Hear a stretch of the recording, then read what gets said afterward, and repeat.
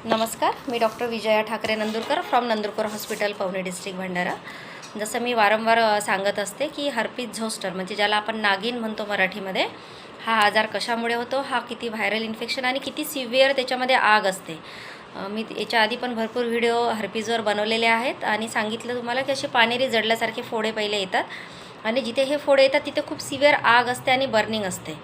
म्हणजे पेशंट रात्र झोपत नाही, स्वतःला अंगावरचा कपडासुद्धा त्या जागी त्यांना सहन होत नाही, इतकं आग तिथे बर्निंग असतं, सिव्हिअर स्टिचिंग, एकदम स्टिंजिंग, खूप टोचल्यासारखं आणि खूप दुखणं वेदना तिथे असतात। मग आता 4-5 दिवसाआधी माझ्याकडे एक पेशंट आले होते।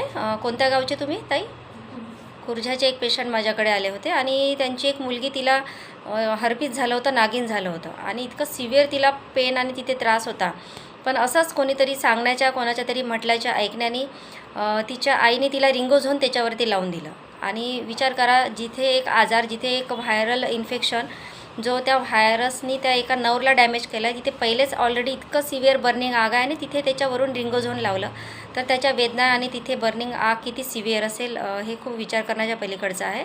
म्हणून सर्वांना एक माझी विनंती आहे की असं कोणाच्याही काहीही सांगितल्याने काही वापरू नका, लावू नका। तुम्हाला कुठलंही काही त्रास असेल तर लवकरात लवकर जाऊन आपण डॉक्टरला दाखवलं पाहिजे।